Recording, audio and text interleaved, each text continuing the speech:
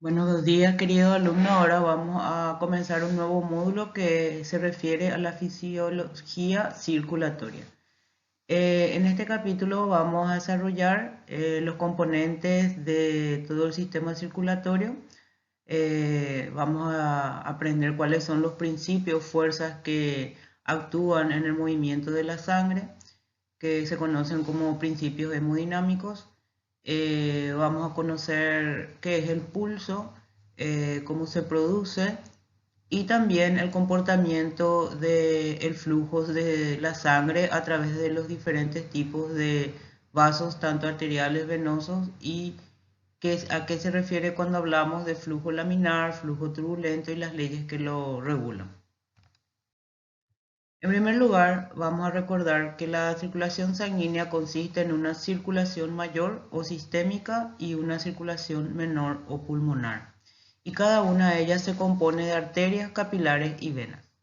En este sentido, vamos a recordar que la circulación mayor o sistémica, como dice su nombre, es la encargada fundamentalmente de llevar sangre a todo el cuerpo humano, partiendo desde el ventrículo izquierdo por la arteria aorta a todos los tejidos del cuerpo humano y su regreso a través de las grandes venas cava y superior a la aurícula derecha. Una vez que la sangre llega al ventrículo derecho, se inicia lo que se conoce como circulación menor, el cual va a llevar la sangre venosa desoxigenada a los pulmones a través de la arteria pulmonar, en donde se va a producir la hematosis.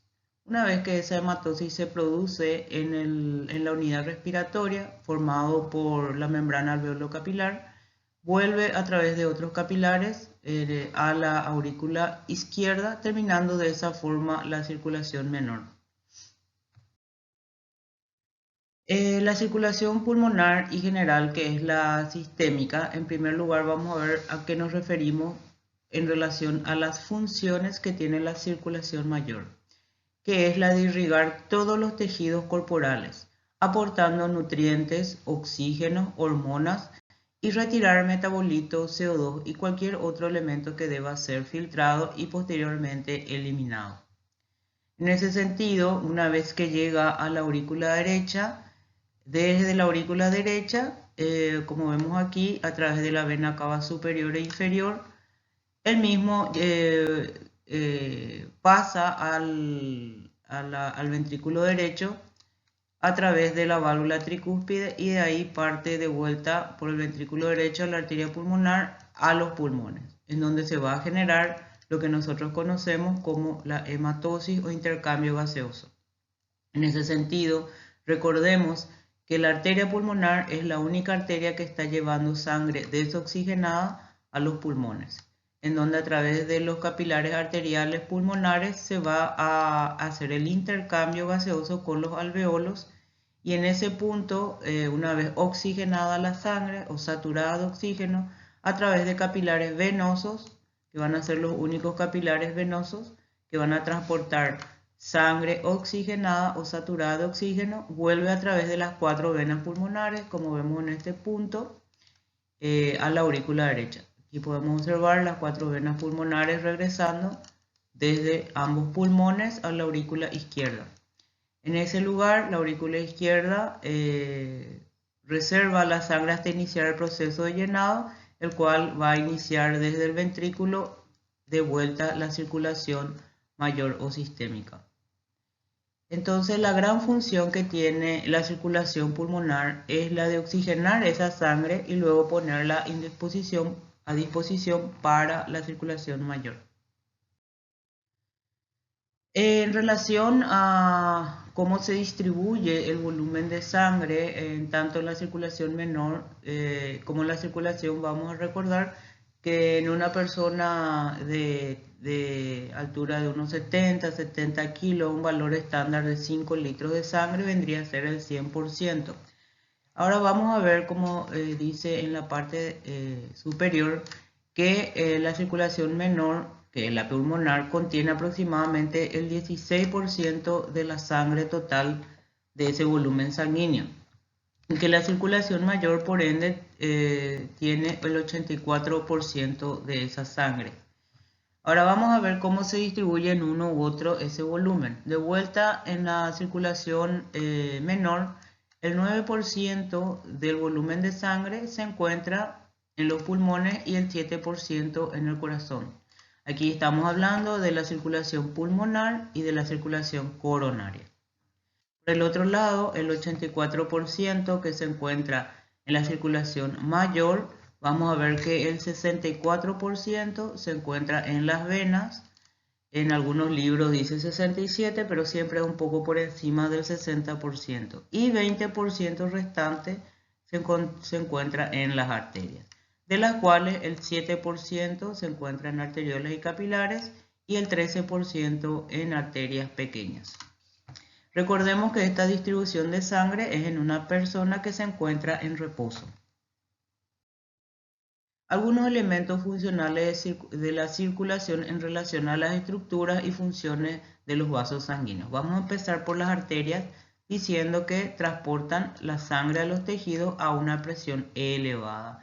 Quiere decir que las arterias o el sistema arterial es un vaso de resistencia con paredes vasculares fuertes, por el cual, gracias a que justamente trabaja con presiones elevadas, también la velocidad del flujo es rápido.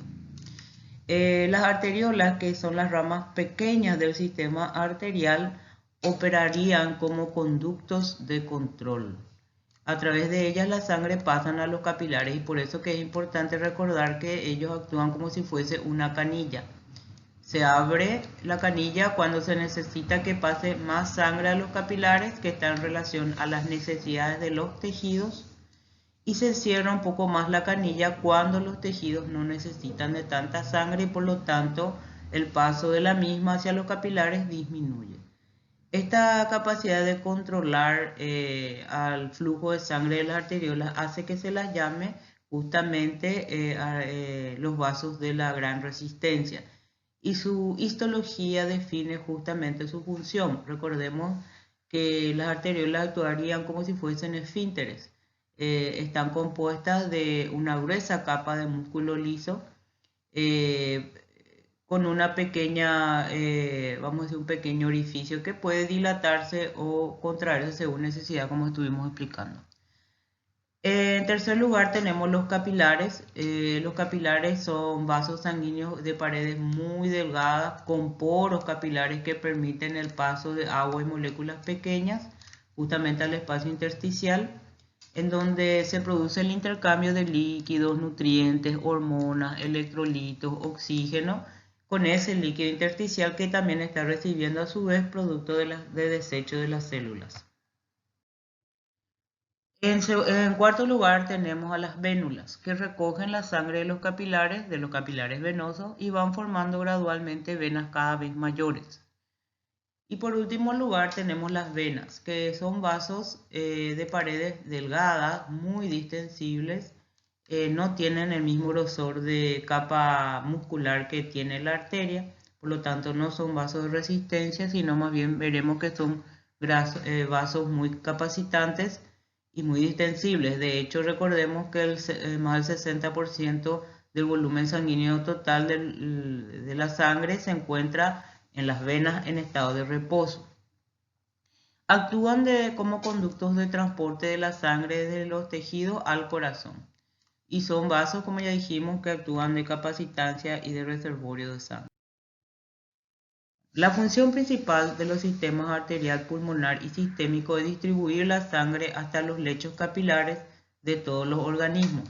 Entonces aquí podemos observar a estos capilares, esto ya sea en la región, como dice, arterial o sistémica o pulmonar, en donde vemos que el flujo de sangre siempre va a llegar por la arteria, ramas colaterales salen de las arterias y luego van cada vez afinándose más, en este caso hasta convertirse en arteriolas.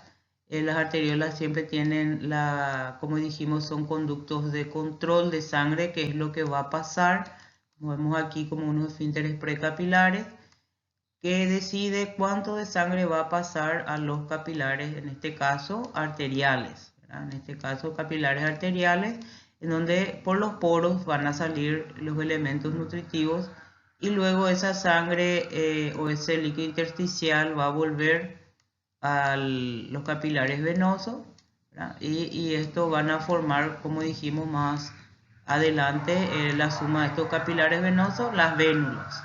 Y las vénulas sumadas entre ellas van a formar las venas, cuyo sentido de circulación tiene que ser siempre hacia el corazón, debido a que tienen que llegar hasta la aurícula derecha.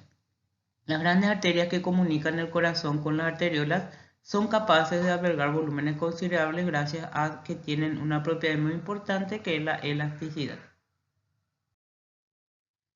Las arteriolas son componentes terminales del árbol arterial. Regulan la distribución de la sangre. Ya explicamos eso, que es lo que va a decidir cuánto va a pasar a los capilares. Son capaces de ofrecer, no siempre, estos esfínteres precapilares que mencionamos anteriormente, generando una alta resistencia al flujo, sobre todo cuando es necesario.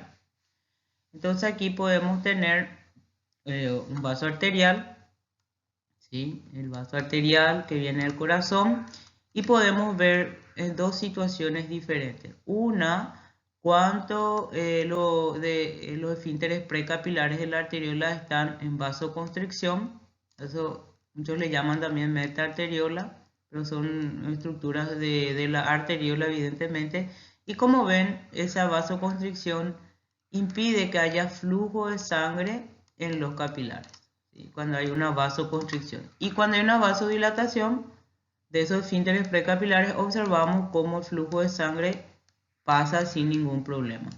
Entonces, eso es importante recordar en cuanto a que es la arteriola la que va a ser el vasoconductor de control del flujo de sangre a la microcirculación. Las arterias operan también, podemos decir, como un filtro hidráulico.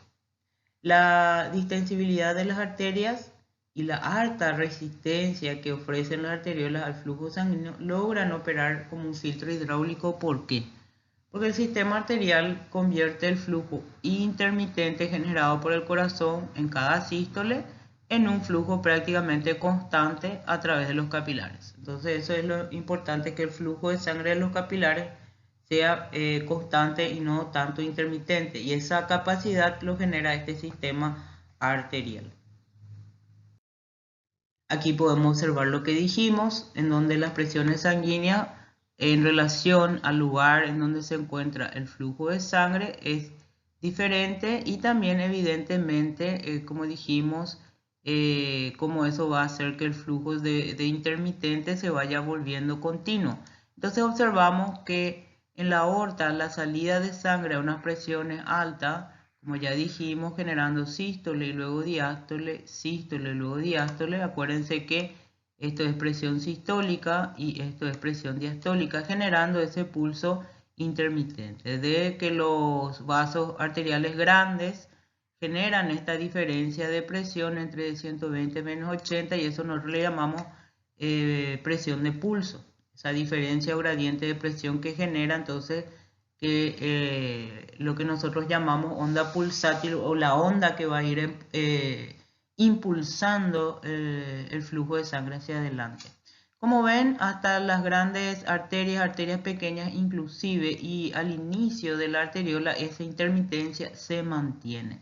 Pero gracias a la estructura de las arteriolas, que son la de generar un control del flujo, donde se genera más resistencia, vamos a hacer al flujo por los esfínteres precapilares o por las propias arteriolas, ese flujo se va volviendo paulatinamente continuo. Como ven aquí en los capilares ya no hay esa intermitencia ni esa onda pulsátil, o diríamos esa presión de pulso. Entonces vemos cómo los capilares, el flujo vuelve totalmente, vamos a decir, continuo.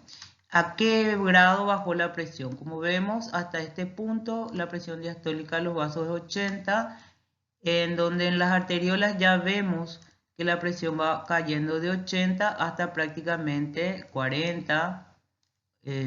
Y cuando llegamos a los capilares, probablemente los capilares ya estén a una presión de 30, ¿sí? Aproximadamente. Luego de eso veremos mejor en microcirculación pero quiero que vean cómo cae paulatinamente la presión a medida que llegamos a los capilares. Recordemos que también en los capilares no hay en su constitución histológica presencia de músculo liso que pueda generar también esa vasodilatación, vasoconstricción que se ve hasta las arteriolas prácticamente. Bueno, una vez que llegamos a los capilares, esa presión podemos dividir en dos, una presión capilar arterial que puede ser de 30 y una presión capilar venosa que puede caer unos cuantos milímetros de mercurio, como bien observamos aquí. En relación a que la sangre vuelva otra vez a las vénulas, vemos que la presión pasando por las vénulas todavía hay cierta presión, pero desde las venas pequeñas hasta la vena cava prácticamente no hay presión, o sea, no tenemos el flujo de sangre, prácticamente depende mucho del movimiento corporal, por eso es que ahí queda el 60% de la sangre reservada, entonces necesitamos mover el cuerpo, mover las piernas, los miembros inferiores y hacer inspiraciones para que todos esos mecanismos que ya habíamos explicado en la clase cardiovascular hagan que ocurra un buen retorno venoso a través de la vena cava, ¿verdad? La vena cava. Y una vez que llega de vuelta aquí prácticamente a nivel del corazón, ¿sí? Vemos que de vuelta se determina una presión que ya tiene que ver con la presión del ventrículo derecho y luego de las arterias pulmonares, que a su vez vemos que la presión de la arteria pulmonar es muy inferior a la presión de la arteria aorta, ¿sí? Eso recordemos porque siempre decimos que así como el sistema arterial es un sistema arterial sistémico, es un sistema de altas presiones, decimos que la circulación pulmonar es un sistema de baja presión, ¿sí? En todo sentido, todos estos valores son inferiores a los de los del sistema circulatorio sistémico. Bueno, y ahora vamos a ir explicando los principios hemodinámicos que hacen que la sangre vaya de un punto a otro. El concepto es que es el estudio de las relaciones entre la presión, la resistencia y el flujo en el sistema cardiovascular y está determinada por una ley conocida como la ley de Ohm, en donde la fórmula que observamos dice que Q que es el flujo o gasto cardíaco. Recordemos que gasto cardíaco es volumen sistólico por frecuencia cardíaca, o podemos definir también como el volumen de sangre que se expulsa del corazón en un minuto. Eso vendría a ser el flujo sanguíneo total, evidentemente. Y este flujo sanguíneo total es directamente proporcional a la diferencia de presión de P1 menos P2 e inversamente proporcional a la resistencia periférica. En este sentido tenemos que recordar que P1 vendría a ser la presión con que el flujo de sangre inicia su movimiento y generalmente es por la presión sistólica con que sale del ventrículo izquierdo, en este caso, cuando estamos hablando de circulación sistémica. Y el P2 es, vamos a decir, podría ser la diferencia con su diastólica, ¿sí? La presión diastólica. Este concepto es muy importante que recuerden para el año que viene cuando demos la clase de hipertensión arterial, porque hay mecanismos que producen aumento de la presión sistólica y hay mecanismos que producen aumento de la presión diastólica. Y así también hay mecanismos que los disminuyen, pero para nosotros entender luego en el año que viene los mecanismos de producción de hipertensión arterial es importante este concepto. Y la resistencia periférica, que vamos a ver que varios elementos producen una resistencia periférico al flujo de sangre, pero probablemente el más importante es el diámetro de la arteriola. ¿Sí? El más importante, pero no el único. Bueno, entonces aquí tenemos el concepto gráfico de lo que es la ley de Ohm, en donde justamente el flujo de sangre está determinado por esta diferencia de presión, en donde P1 generalmente debe ser mucho mayor que P2 para que pueda existir un flujo de un punto a otro. Y el que se contraviene a ese flujo es la resistencia que hace al flujo, la resistencia periférica. Y esa resistencia, como dijimos, puede ser el calibre del vaso por donde está circulando la sangre. Pero también puede ser la misma composición de la sangre, como veremos más adelante. También podemos hacer fórmulas derivadas de la ley de Ohm, por ejemplo, la diferencia de presión, que es la presión arterial, ¿sí? Porque al final la diferencia de presión es presión sistólica y presión diastólica. ¿Y esto qué es? Esto es presión arterial, ¿sí?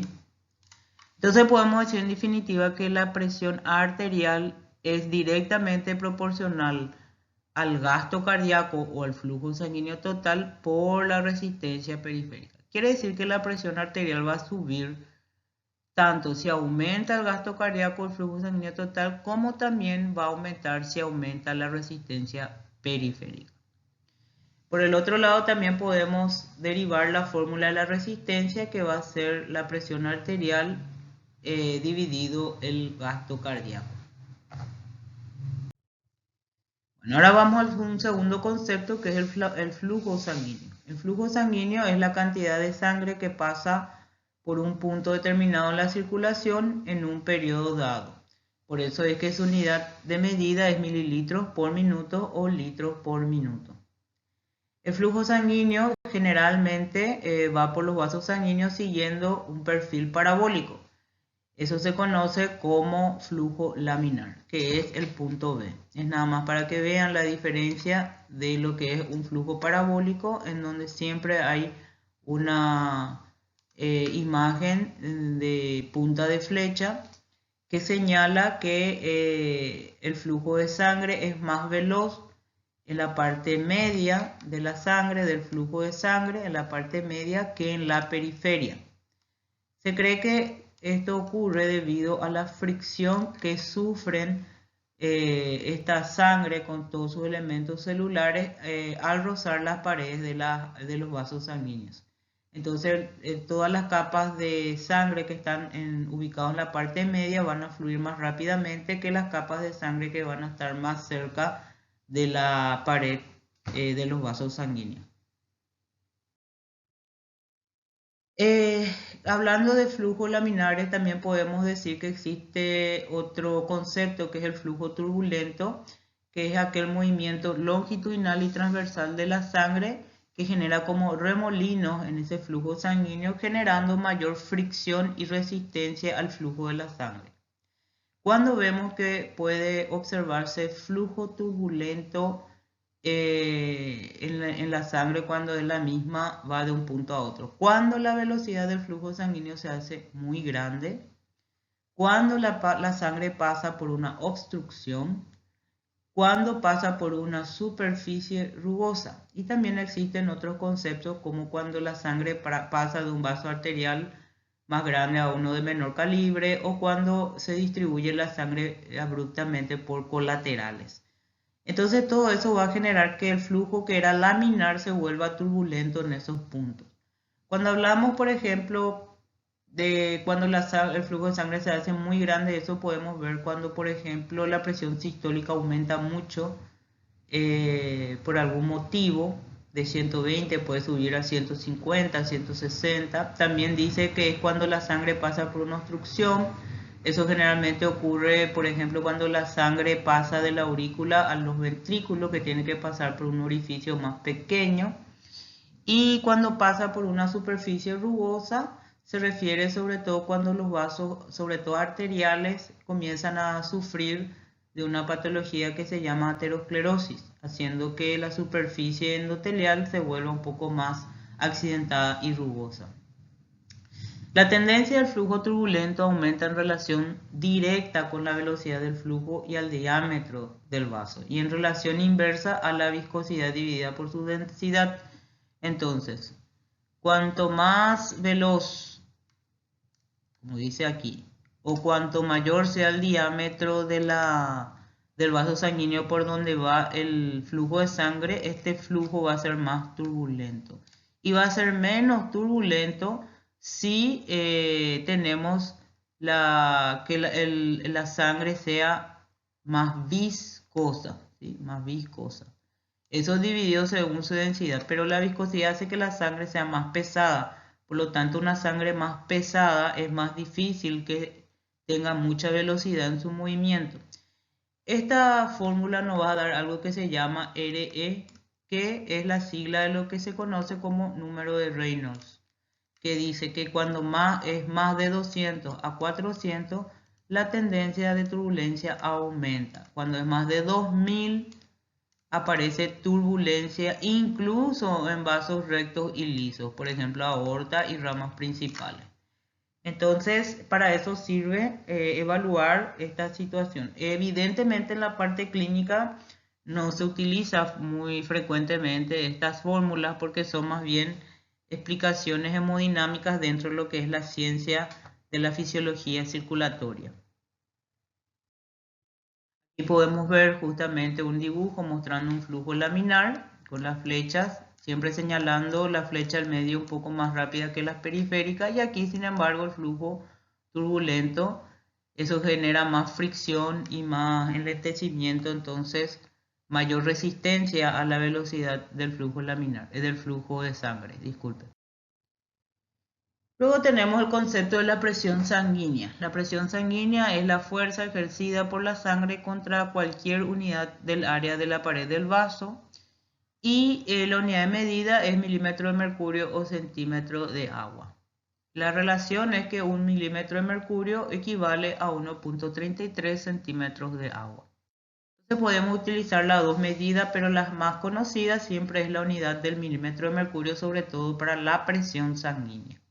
La presión que utilicemos, el centímetro de agua, se puede usar en otros líquidos o en otras presiones, por ejemplo, líquido cefalorraquídeo, etc.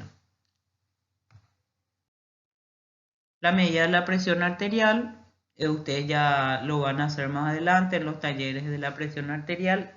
Es importante porque nos da la referencia de cómo está la presión sistólica de la aorta y también la presión diastólica de la aorta. Acordémonos que ese valor estándar de 120/80 nos está contando justamente la situación de la misma. Y a su vez la misma está en relación al trabajo cardíaco, o sea, a con qué fuerza el ventrículo izquierdo se tiene que contraer, a qué presión debe llegar y a qué fuerza se eyecta la sangre. Entonces, todos sabemos que esa presión arterial se mide a través de un aparato que se llama manómetro y que se oculta con un estetoscopio.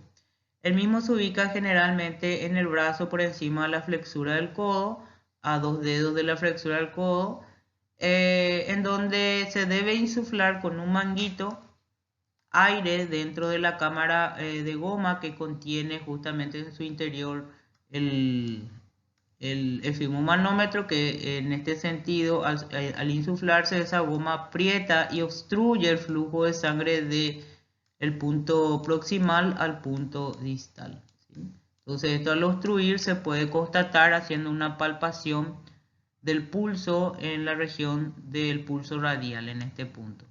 Si yo no siento ningún pulso radial, entonces quiere decir que no pasa ningún flujo de sangre de este punto proximal a este punto distal. Y luego lentamente se desinfla la cámara de goma con la apertura de la válvula y lentamente uno va bajando 1 o 2 unidades por segundo muy lentamente hasta ocultar el primer ruido de Korokov, ¿verdad? Que es cuando yo habilito que la sangre pase de este punto a otro y lo hace de forma turbulenta, respetando las leyes que hablamos de lo que es el flujo turbulento. Ese ruido se genera por ese flujo turbulento. Los ruidos Korokov son flujos turbulentos. Entonces ese primer ruido Korokov me señala el inicio de la presión, o sea, me señala la presión sistólica. Ese es el valor de la presión sistólica. Y a medida que van pasando los segundo, tercer, cuarto y quinto ruido de Korokov, que será explicado más en la clase de regulación de la presión y que también ustedes ya obtuvieron esa explicación en biofísica, quiere decir que el flujo turbulento en el quinto, generalmente entre el cuarto y quinto ruido de Korokov, el flujo turbulento se vuelve nuevamente flujo laminar. Entonces ese flujo laminar, borrando esto, ese flujo laminar hace que la sangre deje de hacer esos ruidos de Korokov y entonces al no escuchar más el flujo, el turbulento ya en el cuarto, quinto, el último ruido que yo escucho va a ser ya la presión diastólica, ¿sí? Entonces esa es la forma de medir la presión arterial. Existen formas mucho más, vamos a decir, perfectas para medir la presión arterial. Tenemos la medición intraarterial, que en algunas situaciones en terapia intensiva se instala un sensor a través de un catéter en la arteria radial, la arteria humeral o en alguna de las arterias para evaluar la valoración directa de la presión arterial. Entonces son todos sistemas de medición, pero el mecanismo de cómo se oculta es el mismo. También esto ya hemos mostrado más atrás, donde justamente explicamos cómo ese flujo intermitente generado por esta diferencia de presión entre la sistólica y la diastólica en sus diferentes puntos se vuelve un flujo continuo a nivel de las arteriolas y los capilares, ¿sí? Eso se continúa evidentemente en todo lo que es sistema venoso hasta las venas cavas hasta llegar a la aurícula derecha y desde el ventrículo derecho otra vez comenzamos a ver generación de presión para el movimiento de la sangre. Entonces es lo que mostramos en este dibujo justamente para que puedan visualizar lo que ocurre en los diferentes segmentos de la circulación. La resistencia al flujo de sangre es la dificultad para el flujo de sangre a través de un vaso y solo se puede hallar encontrando la presión y el flujo. En ese sentido, recordemos por la fórmula despejada que la resistencia es directamente proporcional a la diferencia de presión e inversamente proporcional al flujo de sangre total o gasto cardíaco. ¿Qué significa eso? Que mientras más sea el gasto cardíaco o el flujo sanguíneo total, menor será la resistencia, y mientras menos sea el gasto cardíaco o flujo sanguíneo total, mayor será la resistencia. En cuanto a su relación con la presión, se comportan igual: mayor presión, mayor resistencia; menor presión, menor resistencia. Las unidades de medida son la unidad de resistencia periférica o PRU, y aquí podemos observar que la resistencia periférica total en reposo es aproximadamente 1, pero eso puede aumentar a 4 si es que hay una vasoconstricción total. Si estamos hablando del sistema arterial, estamos hablando específicamente de las arteriolas, y si hay una vasodilatación total puede bajar a 0,14. Bueno, ahora vamos a ver qué es la conductancia de la sangre en un vaso. La conductancia de la sangre es una medida de flujo sanguíneo a través de un vaso para una diferencia de presión dada. Entonces, la relación del flujo dividido la diferencia de presión, y eso se considera como conductancia. Podemos decir también que la conductancia es la inversa a la resistencia. O sea que es todo lo contrario a la resistencia. La conductancia sería todo lo que favorecería entonces que un flujo determinado ante una diferencia de presión determinada pueda pasar por un vaso. Generalmente está relacionado con cambios ligeros en el diámetro de un vaso y cambios muy grandes en la conductancia. O sea, eso significa que eso genera una gran conductancia, cambios ligeros en el diámetro de los vasos. La conductancia de la sangre en un vaso, por ejemplo, respeta o es una derivación de una ley que todos conocemos, que es la ley de Poiseuille, el cual dice que el flujo de sangre total es directamente proporcional a la diferencia de presión por el radio del vaso arterial elevado a la cuarta potencia, dividido un factor determinado que es 8, multiplicado por la viscosidad de la sangre y por la longitud del vaso. ¿Qué dice toda esta gran fórmula? Es una fórmula muy parecida a la ley de Ohms, pero está aplicado específicamente a vasos de diámetros pequeños, en donde el cambio del radio o del diámetro de su luz genera mucha conductancia cuando la misma se vasodilata, o disminuye mucho la conductancia de la sangre cuando esta disminuye. En este caso, recordemos que la diferencia de presión, ya lo explicamos, la ley de Ohm, que es el radio de la cuarta potencia, se relaciona a cambios en el radio de los vasos. Aquí también podemos observar los cambios de la diferencia. Y esto se divide por la viscosidad y por la longitud, que todos sabemos que eso va a generar resistencia al flujo de sangre, en este caso a la conductancia. Entonces aquí podemos observar unos pequeños ejercicios. Vamos a suponer que el radio del vaso arterial es de 1. Acá como observamos. Entonces, en ese sentido, vamos a ver cómo es la velocidad del flujo directamente proporcional a la cuarta potencia del radio. Si el radio es 1, el flujo de sangre o su velocidad va a ser de 1 mililitro por minuto. Si el radio aumenta un punto más, o sea 2, entonces va a ser ya 16 mililitros, porque va a ser 2 por 2 por 2 por 2.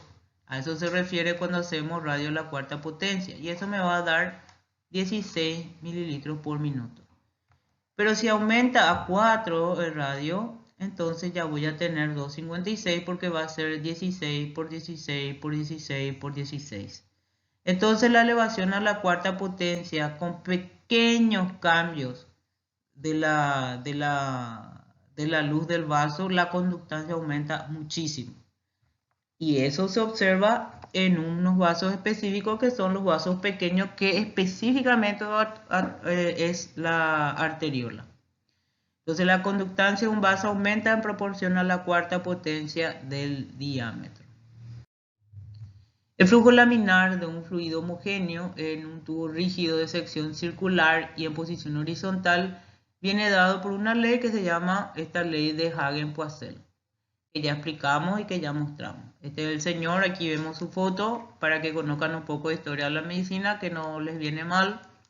Jean-Louis Marie Poiseuille, que fue el creador de esta fórmula, que él era en un tubo rígido de sección circular, como decía, muy parecido a un vaso, solamente que no estamos hablando de un tubo rígido. Los vasos son elásticos, en este caso específicamente las arterias y la arteriola. Aunque la arteriola, más que elástica, es un vaso de resistencia. Bueno, entonces vemos que el extremo de la fórmula, que está representada por el radio a la cuarta potencia y por la viscosidad y la longitud, podemos también decir que es la diferencia de presión dividido resistencia. ¿Está bien? Pero en este caso es muy importante decir que la resistencia dentro de esta fórmula está dada por la longitud y por el radio. ¿Qué significa la resistencia? La resistencia es directamente proporcional a la longitud y a la viscosidad. Mientras más largo sea el vaso sanguíneo o mientras más viscosa sea la sangre, mayor resistencia habrá. Ahora, mientras más sea el radio de mi vaso, menos resistencia va a ser. Acuérdense eso, porque la resistencia aumenta cuando el diámetro o el radio, en este caso del vaso, disminuye. En cambio, si aumenta la cuarta potencia, la resistencia va a bajar. A eso se refiere cuando hablamos de que esta parte de la fórmula se refiere a la resistencia. Y por eso que otra vez, si nosotros simplificamos aquí en esta fórmula, que obtenemos la famosa ley de Ohm. Bueno, entonces aquí está explicado cuál es el nombre de cada elemento. No vamos a volver a repetir. Entonces vamos a centrarnos ahora en las arteriolas que podemos considerar que son los vasos encargados de cumplir con la ley de la cuarta potencia del diámetro de los vasos. Pequeñas variaciones en su diámetro o en su radio cambian en forma importante la velocidad del flujo de sangre, que nosotros ya le llamamos conductancia. El flujo depende de la diferencia de presión entre los extremos del tubo, no de su valor absoluto. Eso significa que si yo tengo una presión de 120, 80, entonces mi diferencia de presión, ¿cuál va a ser? Como dice ahí, 40. ¿Sí? Esta sería mi diferencia de presión. Pero si yo tuviese 130 de presión sistólica o P1 y 90 de presión diastólica o P2, mi diferencia de presión seguiría 140. Y a eso se refiere. El flujo de esta sangre no va a depender del valor absoluto, sino de la diferencia, ¿sí? Que es este 40. Si este 40 disminuye, mi flujo va a disminuir. Si este 40 aumenta, mi flujo va a aumentar. Entonces el flujo depende de la diferencia de presión entre los extremos del tubo, no de su valor absoluto. ¿Está bien? La viscosidad de la sangre va a depender de quién, del hematocrito. El hematocrito, que es lo que va a generar mi viscosidad de la sangre, de quién depende a su vez, de los componentes celulares de la sangre. ¿Y cuál es el componente más importante de la sangre celular? Es el glóbulo rojo. Entonces el hematocrito normalmente que uno pide cuando el laboratorista hace el hemograma, el hematocrito me señala el porcentaje celular en relación al volumen de sangre. O sea, relaciona contenido celular en relación al plasma, que generalmente tiene un valor promedio de 40. Eso debería ser un promedio estándar, ya que puede ser un poco más alto en varones, un poco más bajo en mujeres. Bueno, entonces la viscosidad es uno de los elementos que está dentro de la fórmula de la ley de Poiseuille, por lo tanto también está dentro de lo que nosotros explicamos que es la resistencia periférica, ¿sí? Vemos aquí la N y esto a su vez dentro de lo que es la fórmula de Poiseuille. Entonces, la viscosidad de la sangre, ya dijimos que depende del hematocrito. Mientras más alto sea el hematocrito, más alta será la viscosidad y por lo tanto generará más resistencia. Lo mismo, es nada más para que vean diferente como el hematocrito que estaba aquí, ahora aumenta aquí, entonces aumenta la viscosidad. Cuando el radio de un vaso sanguíneo disminuye, aumenta también su resistencia. ¿Qué significa eso? Que si este radio disminuye, mi resistencia va a aumentar. Es tan sencillo como eso, ya lo hemos explicado en varias oportunidades. Si la diferencia de presión es fija, al aumentar la resistencia va a disminuir el flujo. Eso es evidente. Si yo mantengo fijo estos valores, pues mi resistencia va aumentada. ¿Qué va a pasar? Pues va a disminuir el flujo. Es lo que nosotros ya explicamos en ley de Ohm al comienzo. Aquí vemos justamente el concepto. Disminución de flujo. ¿Por qué? Porque está aumentada la resistencia ante una diferencia de presión fija. Si el flujo y las presiones distales son fijas, al aumentar la resistencia, aumenta la presión proximal. Significa que si mi presión distal, que sería P2, y el flujo es fijo, cuando yo aumente la resistencia va a aumentar mi presión proximal. ¿Sí?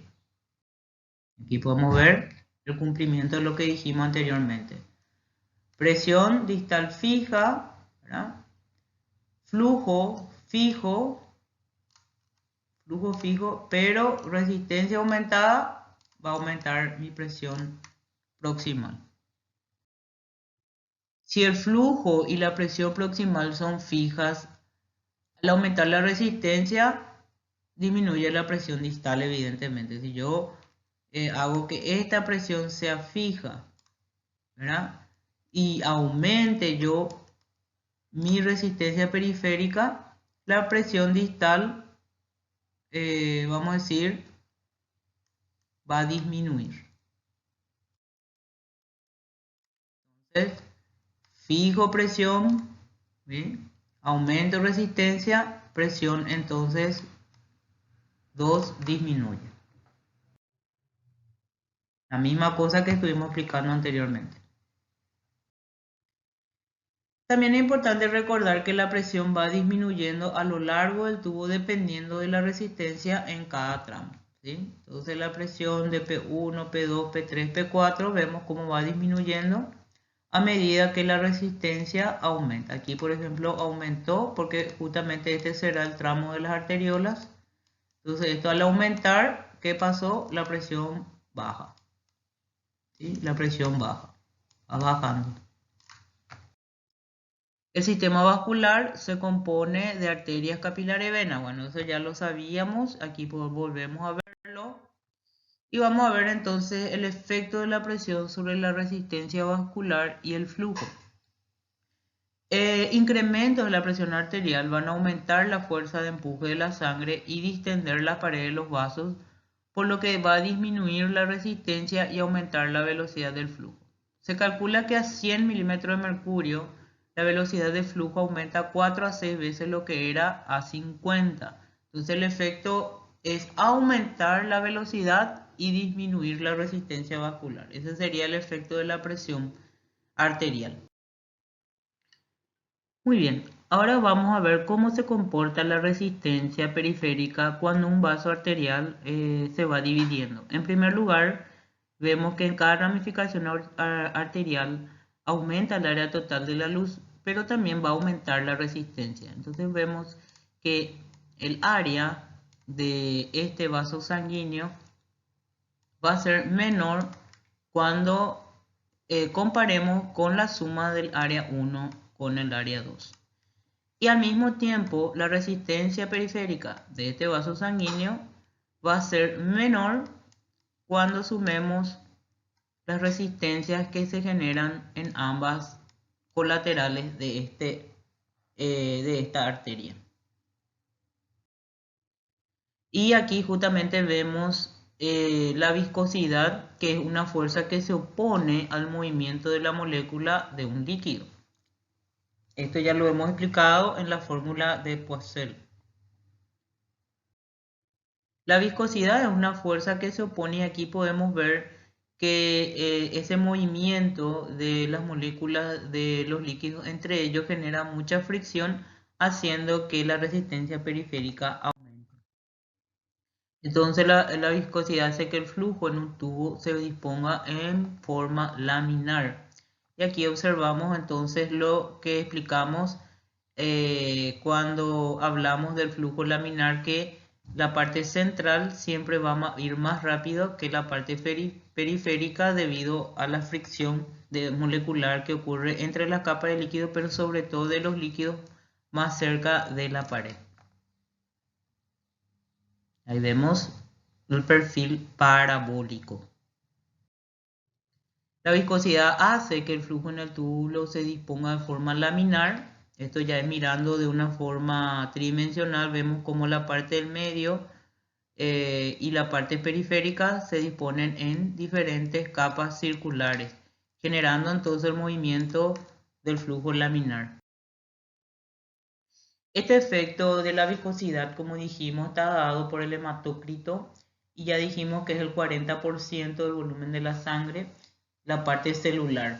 Y la viscosidad de la sangre se calcula que es 3 veces más que la del agua. En la resistencia vascular tiene un papel tal vez relativamente importante porque como hay que explicarlo aquí, El factor hemodinámico más importante que genera la resistencia periférica sigue siendo el calibre arteriolar específicamente, pero no hay que desmeritar cómo se encuentra el hematócrito.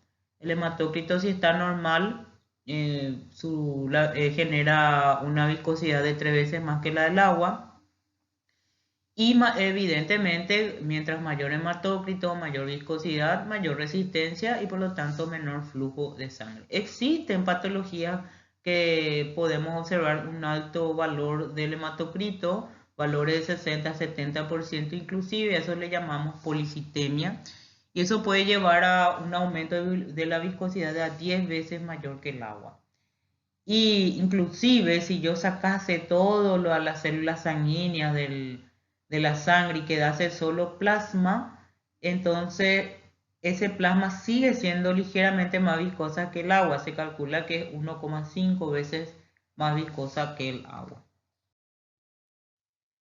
¿Cómo se comporta la viscosidad en la microcirculación? Hay un efecto que se produce que se llama efecto de Faraday-Lindquist, en el cual hay un alineamiento de los hematíes en vasos de pequeño calibre de 1,5 y como ahí ya no se producen esas capas, va a disminuir la viscosidad porque justito van a estar entrando los hematíes que tienen un diámetro de 7-8 micras por vasos pequeños.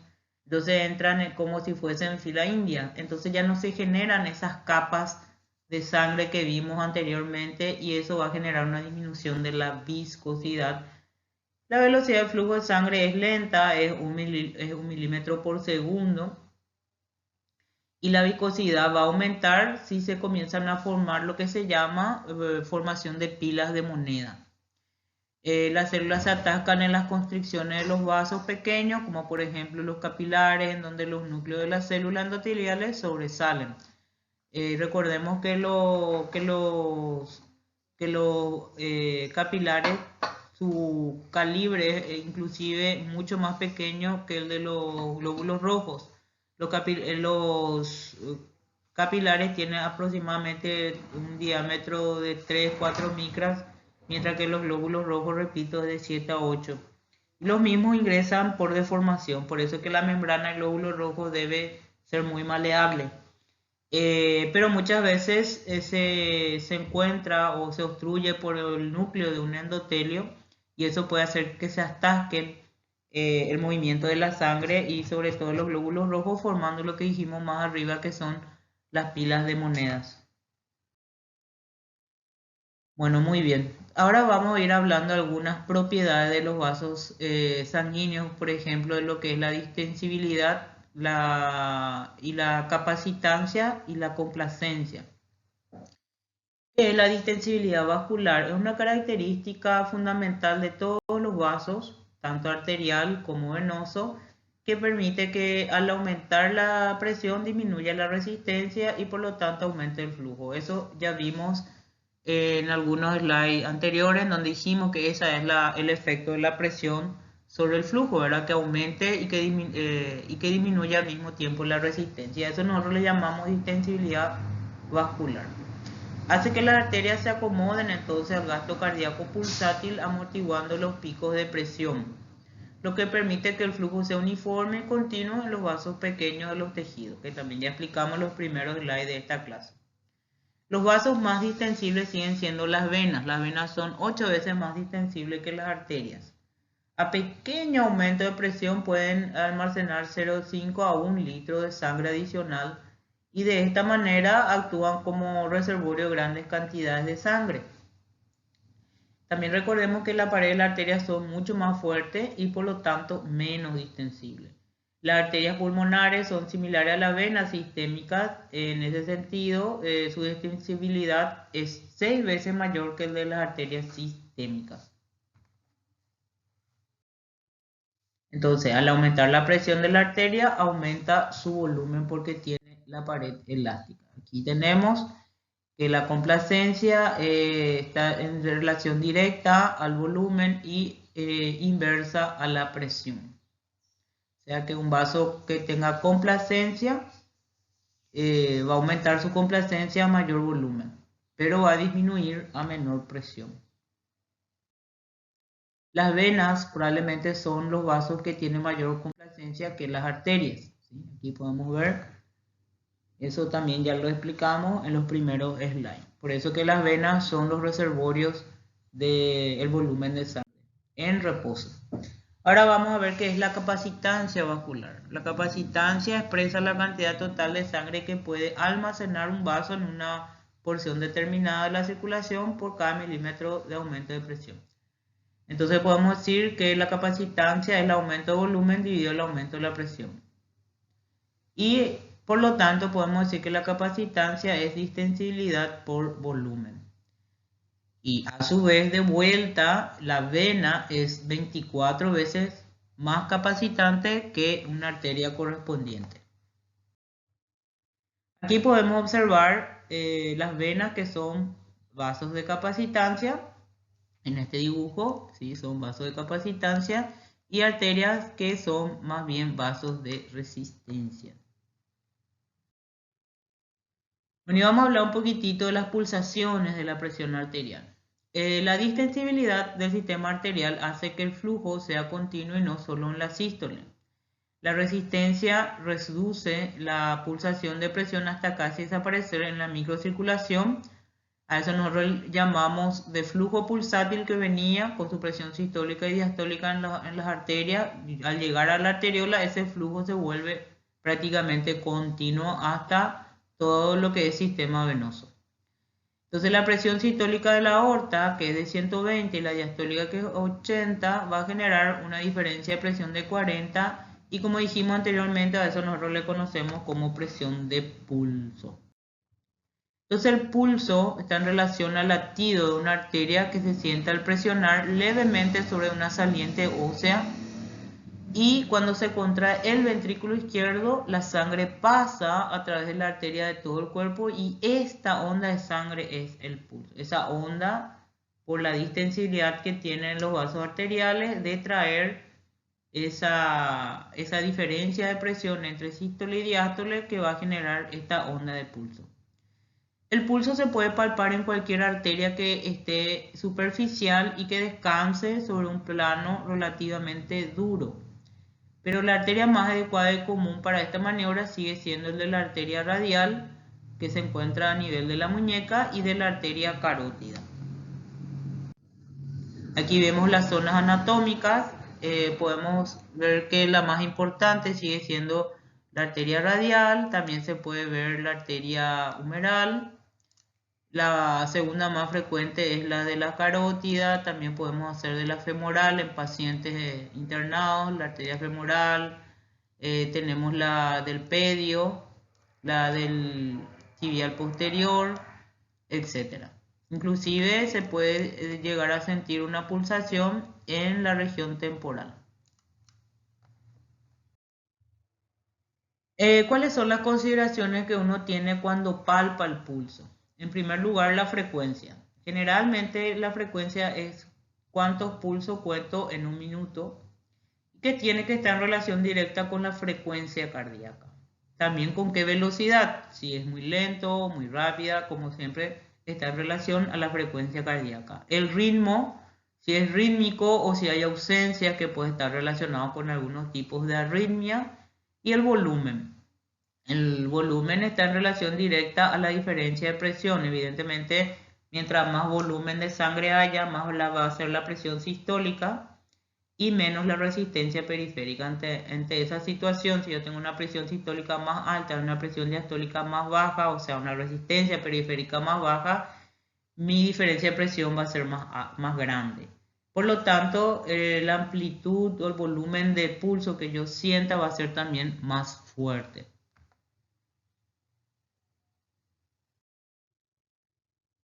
Entonces podemos decir que el pulso arterial es la transmisión de la onda de pulso, y la onda de presión se transmite hacia los vasos periféricos a través de la pared arterial elástica y de la columna de sangre a una velocidad, en el cual podemos decir que en la aorta torácica va de 5 metros por segundo y en la arteria terminal a 20 metros por segundo. Mientras menos distensible sea un vaso, más rígido lo es, y eso va a disminuir entonces el calibre de los vasos, y por lo tanto también el pulso arterial va a ser más difícil de palpar. El desplazamiento de la onda de pulso no guarda relación con la sangre, ya que la velocidad de la sangre disminuye mientras que la de la onda del pulso puede aumentar. Bueno, ¿cuáles son los factores que actúan sobre la presión de pulso? El volumen sistólico, evidentemente. Mientras mayor sea el volumen sistólico, mayor será la presión sistólica. Por lo tanto, ocultaremos un pulso más intensamente. También la capacitancia y o distensibilidad total del árbol arterial. Entonces aquí tenemos una cascada de flujo en donde explica que cuanto mayor volumen sistólico yo tenga, mayor acomodación, eso va a generar mayor presión sistólica y por lo tanto menos resistencia periférica, que se relaciona con la menor presión diastólica. Y eso entonces va a generar una mayor presión de pulso. Bueno, entonces acordémonos, si yo tengo mayor volumen sistólico, eso es mayor presión sistólica, es directamente proporcional. Y dijimos que el efecto del aumento de la presión es disminuir la resistencia periférica y eso está dado por la disminución de la presión diastólica. Entonces, si yo tengo una presión de pulso grande, presión sistólica alta y una presión diastólica baja, voy a tener una diferencia de presión elevada, ¿sí? Y eso va a generar mayor presión de pulso. A menor capacitancia o distensibilidad, mayor presión para movilizar el flujo de sangre. Y aquí vemos de vuelta, para que recuerden este concepto, que la diferencia de presión sistólica menos diastólica es lo que va a generar la presión de pulso. La transmisión del pulso por la aorta y cambios en el contorno de la presión de pulso es también algo que ya explicamos. Cuando recién sale de la aorta proximal y a medida que se va alejando, esa diferencia de presión va disminuyendo. Por lo tanto, la onda de pulso va desapareciendo, sobre todo a nivel de las arteriolas y los capilares. Entonces hasta aquí nosotros podemos sentir esa diferencia de presión sistólica y diastólica que está proviniendo desde la aorta proximal. La velocidad de transmisión del pulso también ya lo mencionamos, aquí lo encontramos un poco más grande para visualizar mejor. Ya dijimos que la aorta tiene una velocidad de transmisión de pulso de 3 a 5 metros por segundo. Las arterias decía 20, pero acá podemos decir en forma específica que las arterias grandes tienen una velocidad de transmisión de 7 a 10 metros por segundo y en las arterias pequeñas va más rápido, 15 a 35 metros por segundo.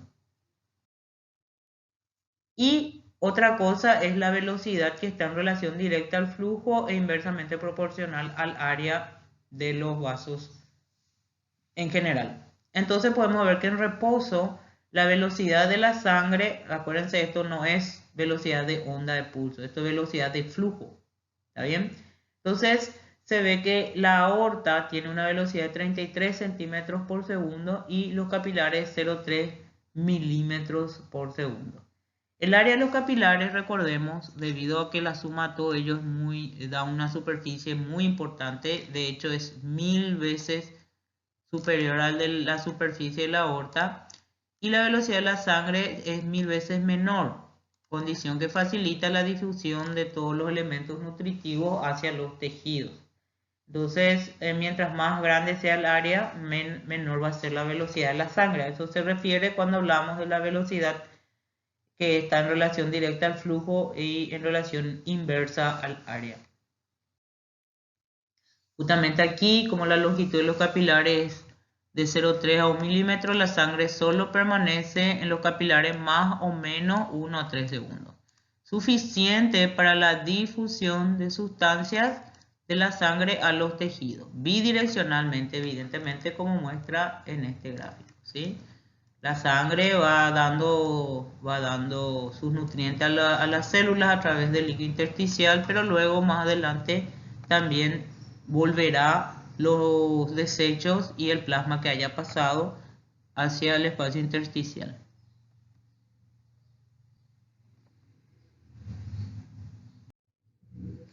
Y como último slide, aquí tenemos un poquitito un dibujo que se encuentra, creo que en el libro de en uno de los libros de fisiología, no es un dibujo que se encuentra en el Guyton, pero es un dibujo que nos pareció interesante para explicar cómo se comporta la presión, la velocidad según área de sección por vasos sanguíneos. Así podemos ver, por ejemplo, la representación de la aorta, que su área de sección es muy pequeña en relación a quién, a los capilares. ¿Se acuerdan que eran 1000 veces más?